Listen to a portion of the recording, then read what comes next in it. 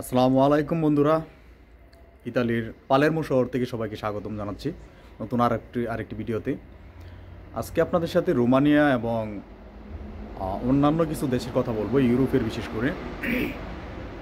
যারা প্ল্যান করতেছেন 2025 সালে আপনারা ইউরোপের দিকে মুভ করবেন, তো কোন কোন দেশে এই মুহূর্তে আপনারা ট্রাই করতে পারেন বা কোন কোন দেশে আপনারা সহজে আসতে পারেন, এবং রোমানিয়াতে যারা আছেন এই মুহূর্তে এবং বুলগেরিয়াতে যারা আছেন, যারা চিন্তা করতেছেন আপনাদের সেন্ট্রাল ইউরোপে চলে আসবেন, কারণ আপনারা ইতিমধ্যে জেনে গেছেন যে রোমানিয়া এবং বুলগেরিয়া ফুললি সেনজেনে প্রবেশ করেছে।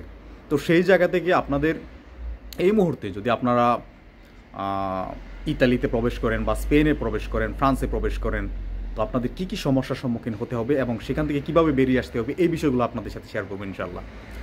ফার্স্টে আমি যে কথাগুলো বলবো, বাংলাদেশ থেকে যে বাইরে আপনারা চিন্তা করতেছেন আপনারা ইউরোপে প্রবেশ করবেন, তাদের জন্য সবচাইতে আমি যে জায়গাটি আছে, আমি আমার বাসার ছাদের মধ্যে আছি, সেই জায়গাতে আমার পাশে হচ্ছে মেইন রোড। হয়তো বা বয়েজের কিছুটা প্রবলেম থাকতে পারে, কিছু গাড়ির নয়েজ চলে আসতে পারে ভিডিওর মধ্যে। যাই হোক, একটু ধৈর্য ধরে শুনবেন আমার কথাগুলো। তো যারা চিন্তা করতেছেন নতুন করে আপনারা ফাইল জমা করবেন ইউরোপের জন্য, তাদের জন্য সবচাইতে বেস্ট একটা বছর হচ্ছে এটা, এই 2025। কেন বলতেছি, তার মেইন কারণ হচ্ছে আমাদের দেশের যে বর্তমান সরকার আছে, উনিও চাচ্ছেন যে ইউরোপীয় ইউনিয়নের যে কমিশনের যে ইউরোপীয় ইউনিয়নের সদস্য রাষ্ট্রগুলোর যে রাষ্ট্রদূত আছে বা তাদের যে কূটনৈতিক যে রিলেশনশিপ আছে, সেটা যাতে আরও জোরদার হয় এবং আমাদের বাংলাদেশে থেকে যাতে তারা ভিসার কার্যক্রমগুলো শুরু করে। এটা কিন্তু আমাদের জন্য সবচেয়ে প্লাস পয়েন্ট। আজকে এই জানুয়ারিতে না হোক, হয়তো বা ফেব্রুয়ারি বা মার্চ বা এপ্রিল বা মেতে অবশ্যই দেখা গেছে যে তাদের কনসুলেট টিম বাংলাদেশে ওপেন করবে। আর যদি কনসুলেট টিম ওপেন না করে, তাহলে অবশ্যই বিএসএফ গ্লোবালকে দায়িত্ব দেওয়া হবে, বিএসএফ গ্লোবাল বাংলাদেশ থেকে ভিসা স্টাম্পিং করবে। এটাই হচ্ছে সবচাইতে টার্নিং পয়েন্ট আমাদের 2025 সালে বাংলাদেশ থেকে ইউরোপে আসার জন্য। কারণ এখন এই মুহূর্তে আমরা যতটুকু দেখতেছি বা যতটুকু জানি, তার সবচাইতে কঠিন ঝামেলা বা বিপদ হলো ইন্ডিয়ান ভিসা। কারণ ইউরোপের ম্যাক্সিমাম এম্বাসিগুলাই দিল্লিতে অবস্থিত এবং আমাদের সেখানে গিয়ে ভিসা স্ট্যাম্পিং করতে হয়। দ্যাটস ওয়াই আমাদের ভিসা নিতে হয় ইন্ডিয়ার। তো সেই ভিসাটা এখন হচ্ছে সোনার হরিণের মতো হয়ে গেছে। ইউরোপের ভিসার চাইতে সবচাইতে কঠিন হয়ে গেছে এখন ইন্ডিয়ার ভিসা। আপাতত যাদের হাতে ওয়ার্ক পারমিট আছে, তারা আপনারা যদি ইন্ডিয়ান ভিসা করে ফেলতে পারেন, প্রায় 90% নিশ্চিত থাকতে পারেন যে আপনার ইউরোপের ভিসাটা হয়ে যাবে। কিন্তু এখন ইন্ডিয়ান ভিসা করাটাই সবচেয়ে কঠিন হয়ে পড়েছে। এই মুহূর্তে যদি আমাদের বাংলাদেশে কনসুলেট টিম বা বিএসএফ গ্লোবাল ওপেন হয়, সেই জায়গা থেকে আমাদের অনেক অনেক বড় পাওয়া হবে সেই বিষয়টা। দ্যাটস ওয়াই আমি আপনাদেরকে কিছু দেশের কথা বলবো, যে দেশগুলোতে এই 2025 সালে ইজিতে বাংলাদেশ থেকে আপনারা চলে আসতে পারবেন। তার মধ্যে ফার্স্ট অফ অল যে কথাটা আমি বলবো, সবার আগে যে দেশের জন্য আমি আপনাদেরকে রিকমেন্ড করবো, সেটা হচ্ছে ক্রোয়েশিয়া।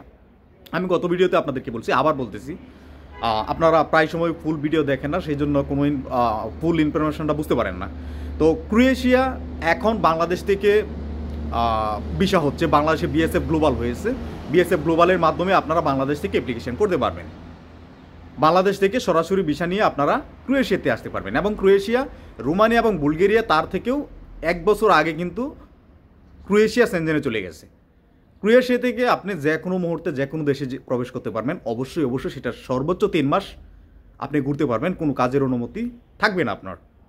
আমরা অনেকেই চিন্তা করি যে সেনজেনে ঢুকছে, আমি ক্রোয়েশিয়া যাব, ক্রোয়েশিয়া থেকে ইতালি গিয়ে কাজ করব। আসলে কাজ করতে পারবেন অবৈধভাবে, লিগেলি আপনি এখানে কনভার্ট করে আপনার টিআরসি কনভার্ট করে চলে আসতে পারবেন। ব্যাপারটা এরকম না, কনভার্ট করতে পারবেন, তবে সেটা অনেক অনেক হ্যাসেলের ব্যাপার। সেটা আপনারা অনেকেই সঠিক প্রসিডিওর ধরে আপনারা এগোতে পারবেন না। দ্যাটস ওয়াই আপনার টিআরসি কনভার্ট হবে না। সুতরাং আপনারা ঘুরতে পারবেন, যে কোনো কান্ট্রিতে যে কোনো টাইমে যেতে পারবেন। রেলে যেতে পারবেন, বাসে যেতে পারবেন, প্লেনে যেতে পারবেন, সি পথে, নদীতে, জাহাজে যেতে পারবেন, যে কোনো পথে যেতে পারবেন, কোনো বাধা নেই। কিন্তু কাজ করতে পারবেন না, এই বিষয়টা মাথায় রাখবেন। সেনজেন মানে যে আপনি পুরা দেশে কাজ করতে পারবেন। 29টা কান্ট্রি আছে ও সেনজেন, এই 29টা দেশে আপনি কাজ করতে পারবেন, ব্যাপারটা এরকম না। শুধু ট্রাভেল করার অনুমতি আপনার থাকবে। যাই হোক, এই বিষয়টা আমরা অনেকেই জানি। তো ক্রোয়েশিয়া গেল। দ্বিতীয় যে কান্ট্রিটার আমি কথা বলবো, সেটা হচ্ছে হাঙ্গেরি। হাঙ্গেরি আমরা সবাই অ্যাভয়েড করি, এই দেশটাকে আমরা সবাই অ্যাভয়েড করি। আর বিশেষ করে বাংলাদেশ থেকে যে এজেন্সিগুলো কাজ করে, খুব অল্প সংখ্যক এজেন্সি হাঙ্গেরি নিয়ে কাজ করে। কিন্তু হাঙ্গেরি বাংলাদেশে কনসুলেট টিম আছে, বাংলাদেশ থেকে ভিসা স্ট্যাম্পিং করছে অনেক আগে থেকে, নতুন না। ইতিমধ্যে আমার পরিচিত বেশ কিছু মানুষ হাঙ্গেরিতে প্রবেশ করছে, বাংলাদেশ থেকে ভিসা স্ট্যাম্পিং করে, বাংলাদেশ থেকে ভিসা স্ট্যাম্পিং করে তারা হাঙ্গেরিতে প্রবেশ করছে এবং হাঙ্গেরিতে খুবই ভালো পজিশনে আছে। এবং তৃতীয় যে কান্ট্রিটার কথা বলবো সেটা হচ্ছে একটা বলকান কান্ট্রি, অবশ্যই বলকান কান্ট্রি, নন সেনজেন একটা কান্ট্রি, সেটা হচ্ছে কসোভো। কসোভোতে আপনারা আসতে পারেন, কসোভোর কনসুলেটে বাংলাদেশে আছে, এই দেশগুলোতে আপনি ট্রাই করতে পারেন।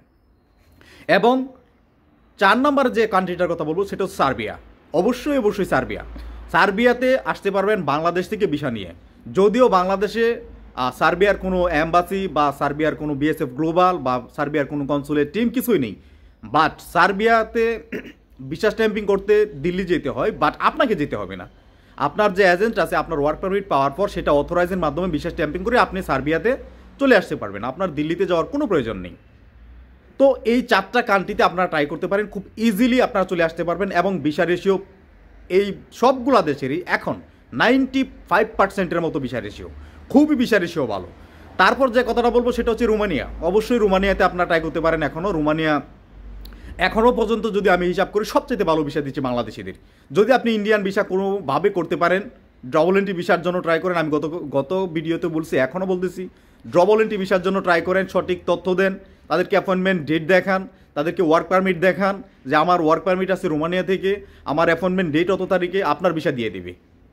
কিন্তু ট্যুরি ভিসার জন্য বা মেডিকেল ভিসা অবশ্যই ট্রাই করবেন না, শুধু ডবল এন্ট্রি ভিসার জন্য আপনারা ট্রাই করেন, ভিসা পেয়ে যাবেন। যদি আপনি ইন্ডিয়ান ভিসা করতে পারেন, রোমানিয়ার ভিসা এখন 99% আপনার ভিসা রেশিও, কোনো ভিসা মিস নাই। আপনার যদি কোনো অভিজ্ঞতা নাও থাকে তাও আপনি ভিসা পাবেন এখন, খুবই ভালো ভিসা রেশিও। আর এটা কন্টিনিউ চলবে, এটা কমবে না। রোমানিয়া সবচেয়ে বেশি ভিসা আমাদেরকে ইস্যু করেছে বাংলাদেশিদের জন্য, এখনও করবে, ভবিষ্যতে করবে আশা করি, এটা মিস হবে না।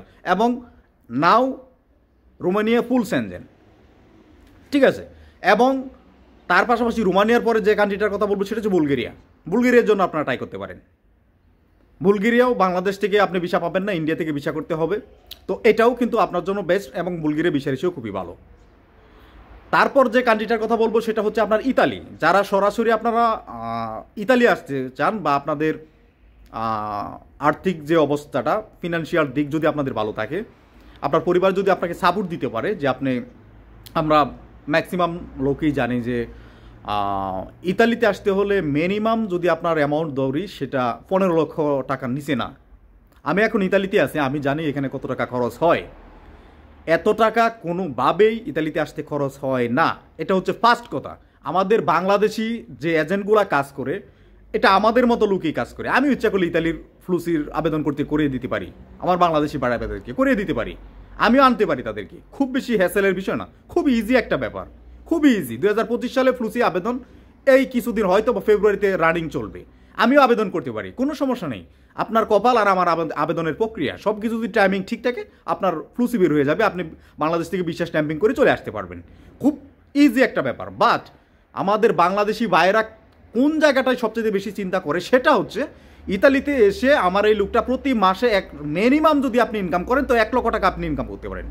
1 লক্ষ টাকা আপনি ইনকাম করবেন মিনিমাম স্যালারি। তো বাংলাদেশি প্রত্যেকটা এজেন্ট চিন্তা করে যে সে মাসে 1 লক্ষ টাকা ইনকাম করবে, আমাকে 15 লাখ টাকা দিতে সমস্যা কি? এই 15 লাখ টাকা তুলতে মাত্র 15 মাসের দরকার। এই 15 মাসে তার টাকা উঠে যাবে। যদি 20 লাখ টাকা দিয়ে আসে স্পন্সর বিষয়তে 19 লাখ, 18 লাখ, 20 লাখ, যার কাছ থেকে যেরকম নিতে পারি, তো সেখানে যদি আসে 20 মাসে উঠে যাবে। 2 বছরও লাগতেছে না, আপনার 20 লক্ষ টাকা উঠে যাচ্ছে। সেই চিন্তা করে তারা এতগুলো টাকা নেয় নয়। আদারওয়াইজ এখানে যে মালিক ধরে আপনার ফ্লুসি বের করে, সেই মালিক এত ইউরো নেয় না। আমি জানি কত ইউরো নেয়, কত ইউরোতে কাজ করে, উকিলকে কত দিতে হয়, আদারওয়াইজ টোটাল খরচ কত। যাই হোক, এটা পাবলিশ করতে চাইতেছি না আমি, দরকার নেই পাবলিশ করার। আপনাদের যদি নিকটতম আত্মীয় থাকে, একেবারে ক্লোজ আত্মীয় থাকে, অবশ্যই ইতালিতে আবেদন করতে পারেন। নেক্সট ফেব্রুয়ারিতে 2025 সালে ফ্লুসি আবেদন শুরু হবে, আপনারা ইতালিতে আবেদন করতে পারেন।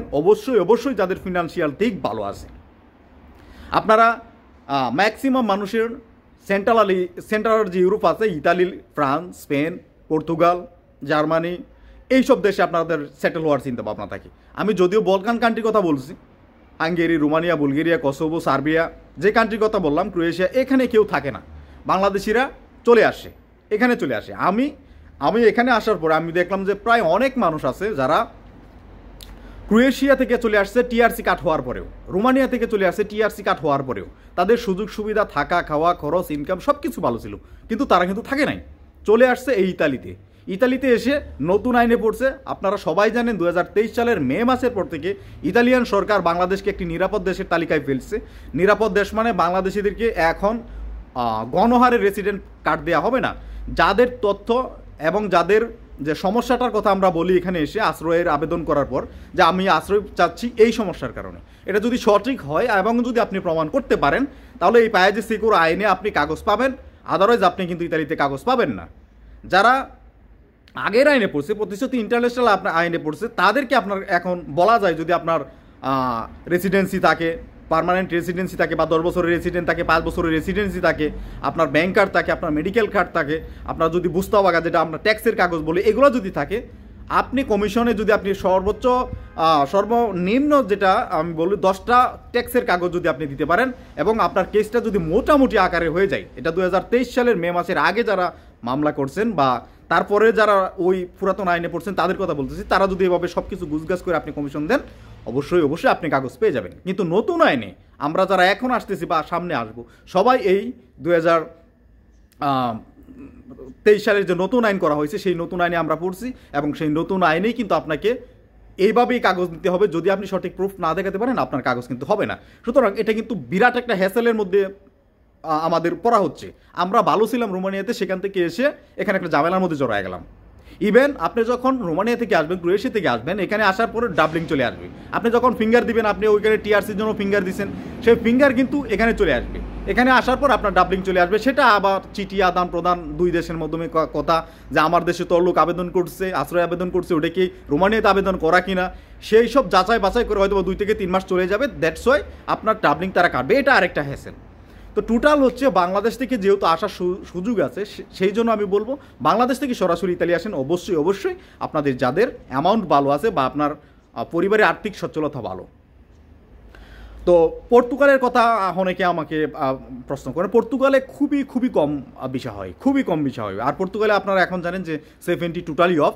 পর্তুগালে আমরা অবৈধভাবে গিয়ে 70 করতে পারবো, বা পর্তুগালে না গিয়ে অন্য দেশে থেকে 70 করবো, সেই বিষয়টা কিন্তু এখন আর নেই। সেই বিষয়টা একেবারেই টোটালি অফ। সুতরাং পর্তুগালের যে চ্যাপ্টারটা সেটা একেবারেই ক্লোজ। স্পেনে আপনারা যেতে পারেন। স্পেনে আপনারা 2 বছরের কাগজ পেয়ে যাবেন। আগামী মার্চের 27 তারিখের আগে স্পেনে যারা প্রবেশ করবেন, আগামী মার্চ অর্থাৎ আজকে জানুয়ারির 2 তারিখ, জানুয়ারি, ফেব্রুয়ারি, মার্চ, ওই মার্চের 27 তারিখের আগে যারা প্রবেশ করবেন, সেই 27 তারিখের পরে অর্থাৎ 2025, 26 এবং 27 সালের জানুয়ারিতে আপনার যদি ওই বাড়ির যে রেসিডেন্সি এবং আপনার ট্যাক্সের যে প্রমাণগুলো সেগুলো যদি ঠিকঠাক থাকে, অবশ্যই আপনি স্পেনে কাগজ পেয়ে যাবেন। বাট স্পেনে আমাদের বাংলাদেশিরা যেতে চায় না, তার মূল কারণ হচ্ছে স্পেনে আবাসন খরচ খুবই বেশি, যেটা আপনার 300 থেকে 350 ইউরোর মতো চলে যায়। মিনিমাম খরচও 300 থেকে 350 ইউরো চলে যায়, খাওয়া এবং থাকার ব্যাপারটা। তো সেখানে আপনার প্রতি মাসে যদি আপনি ফ্যামিলিকে দিতে চান 7 থেকে 800 ইউরো যদি আপনি ইনকাম করে, তাহলে আপনি 40 থেকে 50 হাজার টাকা আপনি বাড়িতে পাঠাতে পারবেন না। এবং এখানে আপনার থাকা খাওয়ার খরচটা অনেক বেশি। আর সবচাইতে কঠিন বিষয় হচ্ছে কাজ না পাওয়া। এই স্পেনে কাজে একেবারে সংকট, স্পেনে কোনো কাজেই পাওয়া যায় না। এবং আপনি যদি আবাসন খাতের কথা বলেন, সেখানে খুবই সংকট, থাকার জায়গাও আপনি ম্যানেজ করতে পারবেন না। ইতালিতে আপনি যতই ক্রাইসিস থাকুক না আবাসন খাতে, এখানে কিন্তু আপনি আপনার যদি নিকটতম কোনো আত্মীয় থাকে, আপনি কিন্তু ম্যানেজ করে ফেলতে পারবেন যে কোনো বাসা। আপনি ইতালিতে আসে নিশ্চিন্তায় থাকতে পারবেন। এবং ইতালিতে কিছু সিটি আছে, যেমন আমি যে সিটিতে আছি এখন, এটা পালেরমো সিটি। এটা ইতালির মধ্যে বলতে গেলে একেবারেই সস্তা একটা সিটি। এখানে আপনার থাকা খাবার খরচটা খুবই কম। আমি এখানে যে বাসাটায় আসি সেখানে মাত্র 100 ইউরো আমি তাদেরকে ভাড়া দিই মাসে, এবং আমার দেখা গেছে 100 ইউরো খরচ হয় না খাবার দাবার। টোটালি 200 ইউরোর কমে আমার সব কিছু চলে যায়। এখানে যদি আমি 1000 ইউরো ইনকাম করি, তাহলে আমার কাছে 800 ইউরোর উপরে আমি সেভ করতে পারতেছি। এরকম কিছু সিটিসি আছে ইতালিতে, যেখানে আপনারা কম টাকায় থাকা খাওয়া শেষ করতে পারবেন এবং ভালো একটা অ্যামাউন্ট আপনি সেভ করতে পারবেন। কারণ ইতালিতে 900-1000 ইউরোর নিচে কাউকে বেতন দেয় না। যতই আপনার ডকুমেন্টস না থাকুক না কেন, সর্বনিম্ন বেতন 900 থেকে 1000 ইউরো কিন্তু আপনি পাবেনই, মাস্ট বি। এবং যদি আপনি ভালো সিটিতে কাজ করেন, অবশ্যই ভালো সিটিতে কাজ করতে গেলে আপনার ডকুমেন্টস লাগবে। ডকুমেন্টস ছাড়া আপনি কাজ করতে পারবেন না। সেখানে 14 থেকে 1500, 1800, 2000 ইউরো পর্যন্ত আপনারা ইনকাম করতে পারবেন। আর 2000 ইউরো বাংলাদেশি টাকা এখন প্রায় 2.5 লক্ষ টাকার উপরে, অনেক টাকা। আর সবচেয়ে গুরুত্বপূর্ণ আরেকটা কথা বলি, ইতালিতে মিনিমাম স্যালারি যদি আপনার নিয়মিত একটা কাজ থাকে, 1 লক্ষ টাকা প্লাস থাকবেই। 1 লক্ষ টাকার নিচে এখানে কোনো স্যালারি নেই। দ্যাটস ওয়াই আমাদের বাংলাদেশিরা আসতে চায়। তাদের জন্য আমি বললাম যে কান্ট্রিগুলো বললাম সেই কান্ট্রিগুলো আপনারা চুজ করেন। সেই কান্ট্রিগুলোর মধ্যে সঠিক লাইন গার্ড দেখে, সঠিক এজেন্সি দেখে, যারা আগে কাজ করছে তাদেরকে দেখে আপনারা আপনাদের ফাইলটা সাবমিট করেন। এবং অবশ্যই অবশ্যই আপনাদের টাকা পয়সার যাতে রিস্ক না হয় সেই বিষয়টা লক্ষ্য রেখে, তারা মানুষ হিসেবে কীরকম, তাদের পুরনো রেকর্ড কীরকম, তাদের টাকা লেনদেনের যে বিষয়টা সেটা, সেই প্রসিডিউরটা কীরকম ওভারঅল জেনে দেন আপনার ফাইলটা আপনি সাবমিট করবেন। আশা করি আপনি 6 থেকে 1 বছর বা সর্বোচ্চ 1.5 বছরের ভিতরে আপনি ইউরোপ চলে আসতে পারবেন। যাই হোক, যাদের প্রশ্ন ছিল যে ভাই এখন এই মুহূর্তে কোন কোন দেশে আমি আমার ফাইলটা সাবমিট করতে পারি, তাদেরকে কিছু হইলেও আমি বুঝাতে পারছি। যদি আপনাদের কোনো কোয়েশ্চেন থাকে আমার ফেসবুকে আপনারা মেসেজ করতে পারেন, অবশ্যই আপনাদেরকে রিপ্লাই দেবো এবং পরবর্তী ভিডিওতে জানিয়ে দেবো কোন কোন দেশে আপনারা সহজে প্রসিডিউর করে ইউরোপে আসতে পারবেন। তো তখন পর্যন্ত ভালো থাকবেন সবাই, ধন্যবাদ সবাইকে।